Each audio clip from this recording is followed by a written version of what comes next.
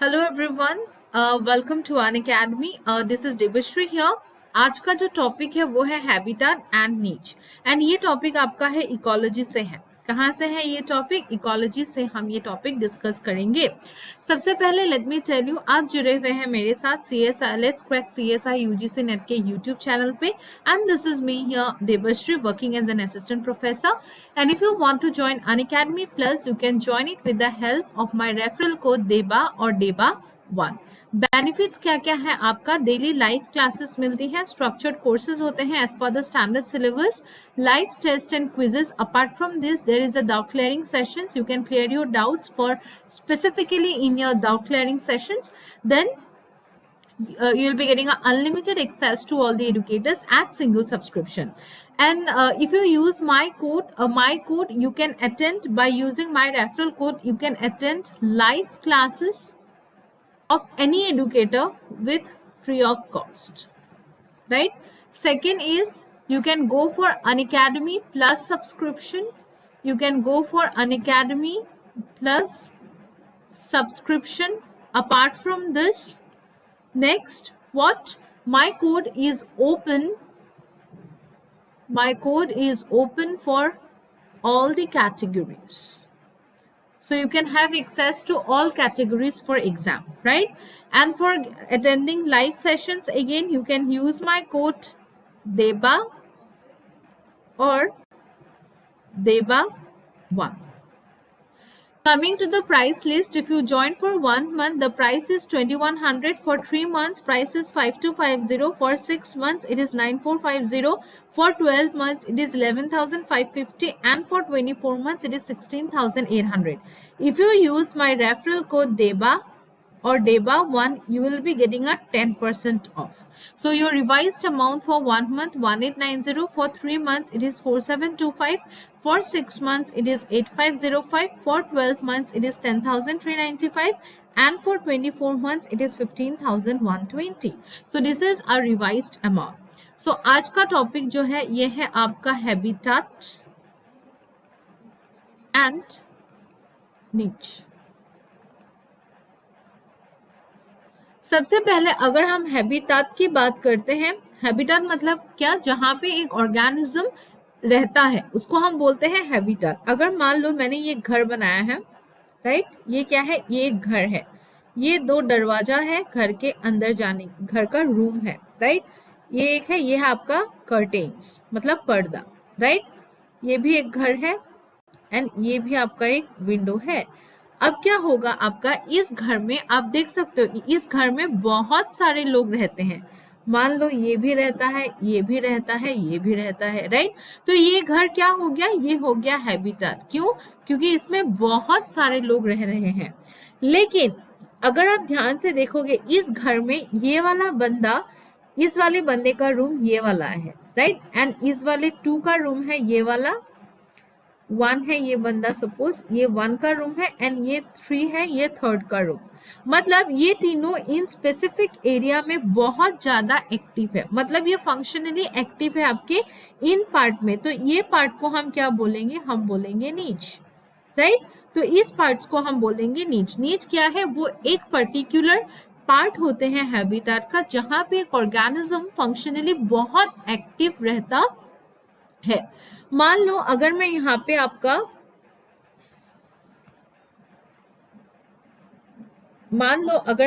आपका ड्रॉ करती हूँ, मान लो ये एक रूम है, ये क्या है आपका? ये एक रूम है, राइट? इस रूम में सपोज ये 2 बेड है, ये एक बेड है और मान लो ये एक बेड है, राइट? तो अब क्या होगा? ध्यान से देखो, मान लो ये आपका बेड है, ये आपका बेड है और ये आपका फ्रेंड राकेश का बेड है, राइट? तो अगर क्या होगा, राकेश अगर प्रेजेंट नहीं रहेगा इस रूम में तो पूरा रूम आपका हुआ, राइट? तो हम इसको क्या बोलेंगे? ये क्या है? हैबिटेट। लेकिन जैसे ही राकेश आ गया तो आपका लिमिटेशन सिर्फ यहाँ तक रह जाएगा, इस बेड तक रह जाएगा, तो इसको हम बोलते हैं क्या? नीच। Clear everyone? तो हैबिटेट क्या है बेसिकली? अगर मैं बिल्कुल सबसे इजीएस्ट लैंग्वेज में बोलूं, जिस घर में आप रहते हो वो हो गया आपका क्या? वो हो गया हैबिटेट। लेकिन पूरे घर में ऐसा नहीं होता है कि आप हर रूम में equal amount of time spend करते हो। आपका एक स्पेसिफिक रूम होते हैं या फिर आपका एक पर्टिकुलर या फिर आपका एक पर्टिकुलर प्लेस होते हैं जहां आप टाइम स्पेंड करके आपको अच्छा लगता होगा, राइट, जिसको आप कह सकते हो कि आपका फेवरेट प्लेस है। तो आप वहां पे मोस्ट ऑफ द टाइम आप वहां स्पेंड करते होंगे, तो ये हो गया आपका निक। निक वो एरिया है जहां पे एक ऑर्गेनिज्म फंक्शनली एक्टिव होता है, राइट। अभी क्या है, एक घर में है, ड्राइंग रूम है, बेडरूम है, लेकिन हर एक इंसान हमेशा ड्राइंग रूम में नहीं मिलता है, राइट। वो अपना एक स्पेसिफिक प्लेस में ही उसको देखने को मिलता है, राइट। तो उस पर्टिकुलर एरिया में हम उसको क्या बोलते हैं, हम उसको बोलते हैं क्या, वो फंक्शनली एक्टिव है, एंड उसी को हम नीच बोलते हैं। Habitat is not a species specific and many species can occupy the same habitat. Niche is a species specific and it supports only a single species. अगर मैं habitat की बात करूँ तो यहाँ पे बहुत सारे लोग रह सकते हैं, राइट।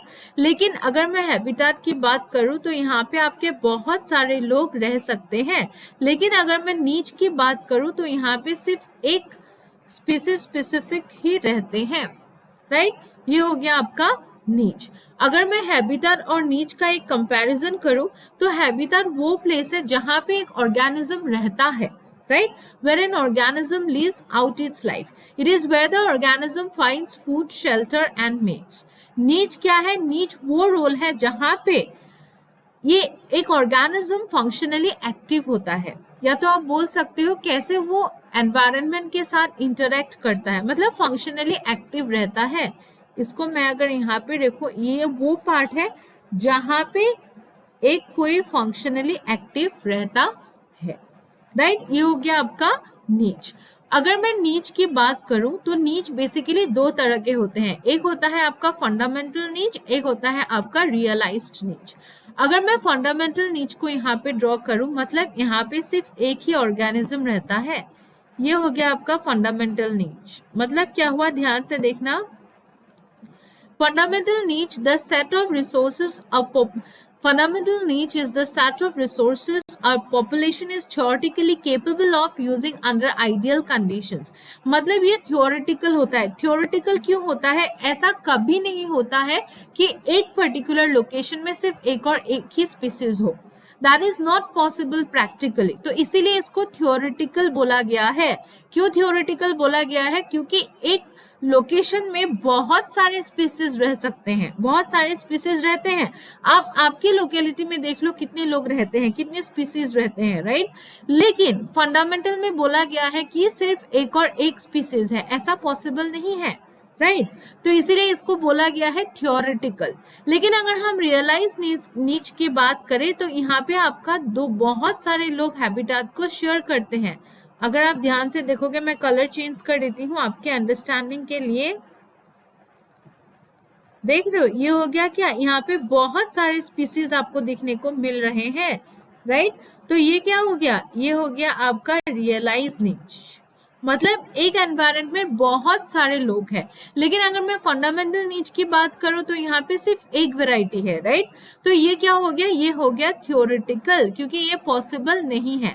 अगर आप प्रैक्टिकल देखोगे तो प्रैक्टिकल क्या होता है आपका, प्रैक्टिकल क्या होता है, प्रैक्टिकली आपका ऐसा कंडीशंस को हम बोलते हैं, ये है आपका रियलिटी, या फिर आप बोल सकते हो ये प्रैक्टिकल कॉन्सेप्ट है। क्योंकि प्रैक्टिकली आप देखोगे तो क्या है, बहुत सारे बटरफ्लाइज या बहुत सारे ऑर्गेनिजम्स जब एक एरिया में रहते हैं उसको हम बोलते हैं रियलिटी या प्रैक्टिकल बात। फंडामेंटल थियोरेटिकल इसीलिए है क्योंकि यहाँ पे सिर्फ और सिर्फ एक ऑर्गेनिज्म है, राइट। उसके हिसाब से अगर आप देखोगे सिर्फ 3 स्पीसीज इतने एरिया को कवर कर रहे हैं, और यहाँ पे देखो आपकी 6 स्पीसीज इतने एरिया को कवर कर रहे हैं।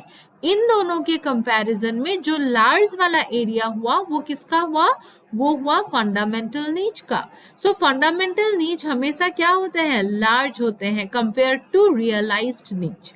रियलाइज्ड नीच में बहुत सारे स्पीसीज होते हैं तो इनका जो एरिया होते हैं ये कम होता है। लेकिन अगर मैं फंडामेंटल नीच की बात करूं तो ये क्या होता है आपका, ये बहुत ज्यादा होते हैं, बहुत लार्ज होता है, क्योंकि यहाँ पे 3 स्पीसीज ही प्रेजेंट होता है, राइट। ये हो गया आपका टू टाइप्स ऑफ नीच, एक हो गया फंडामेंटल, एक हो गया रियलाइज्ड नीच, राइट। अगर आप ध्यान से देखोगे, देखो ये वाला पार्ट जो है, ये जो दोनों ये पार्ट को शेयर कर रहे हैं, राइट। तो ये कौन सा नीच हुआ, ये हो गया आपका रियलाइज्ड नीच ओवरऑल। लेकिन अगर मैं फंडामेंटल नीच की बात करूं, तो ये वाला एरिया सिर्फ इसका है।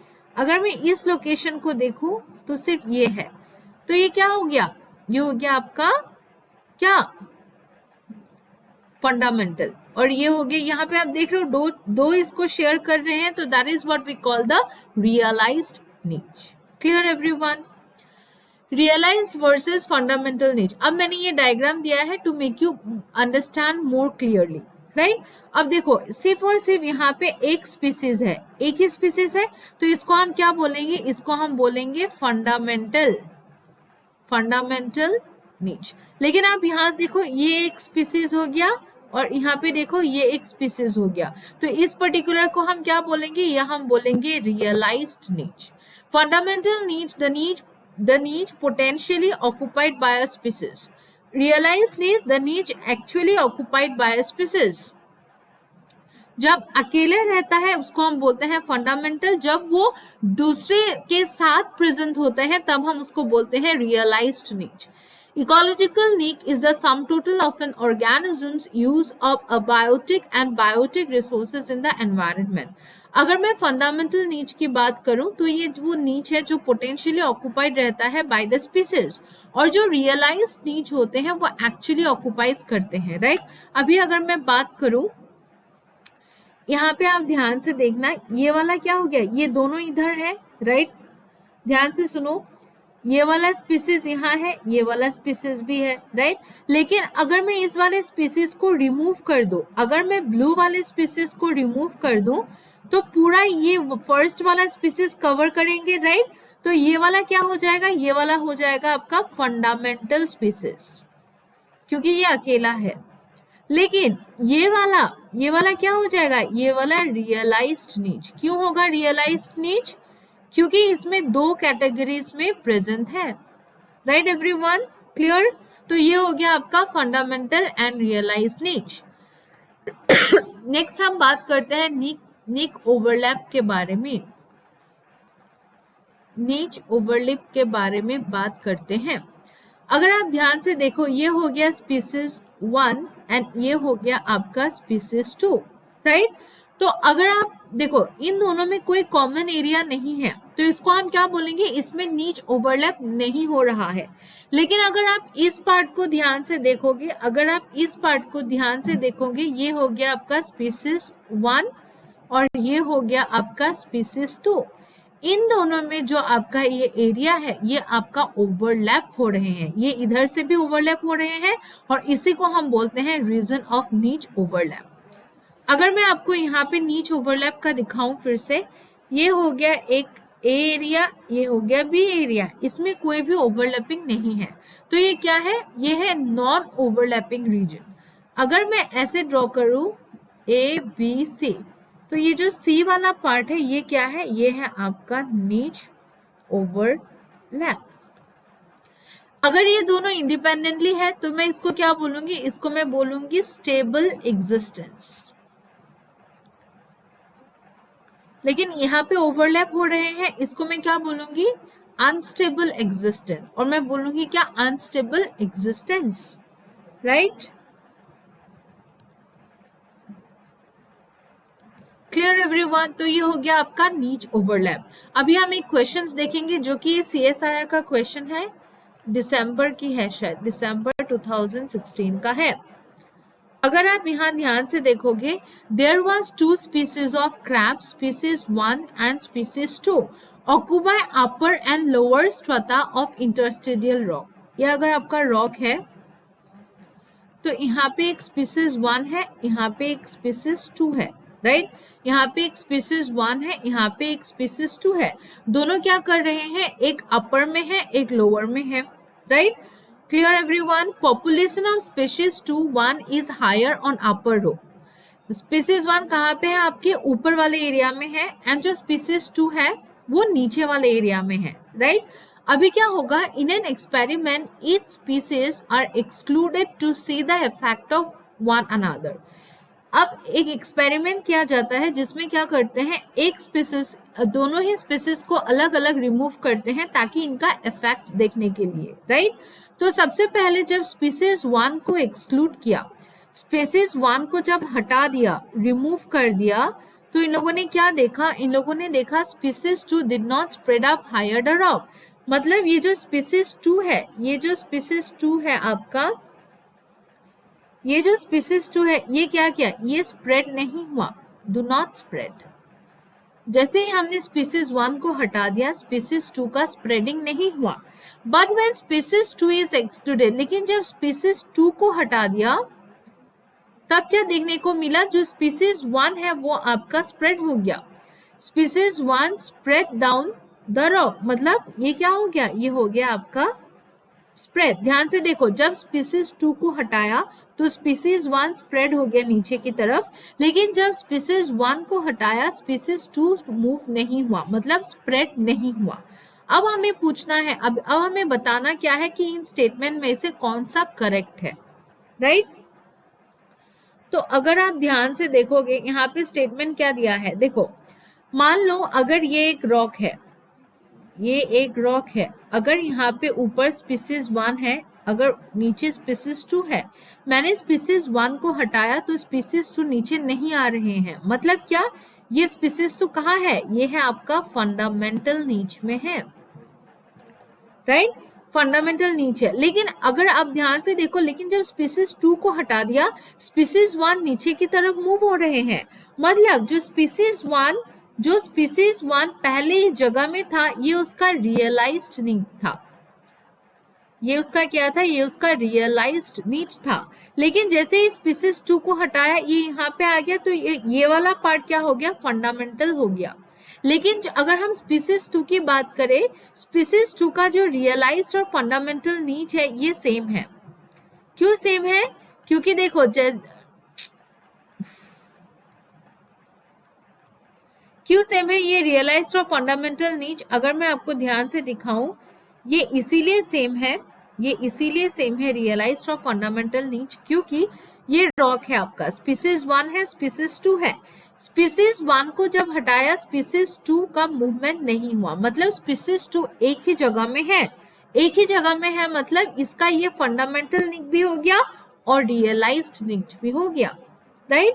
लेकिन जब हमने स्पीसीज 2 को हटा दिया, स्पीसीज 1 नीचे की तरफ आ गया, मतलब स्पीसीज 1 पहले अपने रियलाइज नीच में था, फिर जैसे ही स्पीसीज 2 को हटाया उसने स्पीसीज 2 की जगह को ऑक्यूपाई कर लिया। हॉस्टल की बेड को याद करो, जैसे हॉस्टल का ये रूम है, यहाँ पे 2 बेड है, मैंने क्या बोला था, अगर आपका रूममेट नहीं है तो ये रूम आपका हो गया, मतलब ये फंडामेंटल हो गया। लेकिन जैसे ही आपका रूममेट आ गया तो आप स्पेसिफिकली एक जगह पे हो गए, इसी को हम क्या बोलते हैं, इसी को हम बोलते हैं रियलाइज नीच। तो पहले जब जैसे स्पीसीज 2 को हटाया, स्पीसीज 1 ने जाके स्पीसीज 2 का एरिया ऑक्यूपाई किया, तो ये इसका क्या हो गया, ये हो गया उसका फंडामेंटल नीच। अगर ये फंडामेंटल नीच हो गया तो पहले स्पीसीज कहाँ था, पहले वो था अपना रियलाइज नीच पे, राइट। लेकिन अगर हम स्पीसीज 2 की बात करें, वो स्प्रेडिंग नहीं हो रहा है, मतलब वो फंडामेंटल नीच में है और उसका फंडामेंटल और रियलाइज नीच सेम है। अब हमें यहाँ से स्टेटमेंट लिखना है, The realized niche of species 2 is similar to its fundamental niche. Of course, मैंने आपको अभी यही समझाया क्योंकि वो मूव नहीं हो रहा है, मतलब उसका फंडामेंटल और रियलाइज नीच सेम रहेगा। लेकिन अगर मैं स्पीसीज 1 की बात करूं, वो मूव हो रहे हैं, तो उसका ऊपर वाला रियलाइज्ड होगा, फंडामेंटल नीचे वाला होगा। The realized niche of species 1 in the presence of species 2 is larger than its fundamental niche. No, मैंने अभी आपको क्या समझाया, ये fundamental niche है, ये large होते हैं। Realized niche क्या होता है, ये small होते हैं, क्योंकि देखो यहाँ पे 1, 2, 3 species है, यहाँ पे species 3 है, member 6 है, यहाँ पे member 3 है, species 1 है, तो ये large होते हैं, ये small होते हैं। और यहाँ पे उल्टा बोला गया है, यहाँ पे बोला गया है रियलाइज नीच इज लार्जर बोला गया है, जो कि गलत है। द फंडामेंटल नीच नीच of species two is smaller, fundamental कभी स्मॉलर नहीं हो सकता, ये हमेशा लार्जर होते हैं, ये भी गलत। The fundamental niche of species 1 is same as its real, अगर सेम होता तो वो नीचे की तरफ नहीं आते, वो एक ही जगह पे होता, लेकिन जबकि वो नीचे की तरफ मूव हो रहे हैं मतलब ये उसका रियलाइज नीच था ऊपर वाला, राइट। और जैसे ये नीचे की तरफ आया ये उसका फंडामेंटल नीच हुआ। Clear everyone? अगर आपको कुछ कंफ्यूजन है तो आप मुझे कमेंट सेक्शन में पूछ सकते हो। ये एक एग्जांपल था, हम लोग नेक्स्ट सेशंस नेक्स्ट वीक हम PYQs डिस्कस करेंगे, right. Great, thank you so much students for joining the class. आज के लिए इतना ही है। अगर आप इंटरेस्टेड हो ऐसे क्लासेस के लिए तो आप मुझे ज्वाइन कर सकते हो लाइव अनअकैडमी के प्लेटफॉर्म में। आपको मेरा कोड यूज करना है देबा1, या तो आप देबा भी यूज कर सकते हो। And if you are seriously preparing for CSI UGC NET, you can subscribe to our YouTube channel let's crack CSI UGC NET. And thank you so much students for watching this session, and bye bye, good night and take care everyone.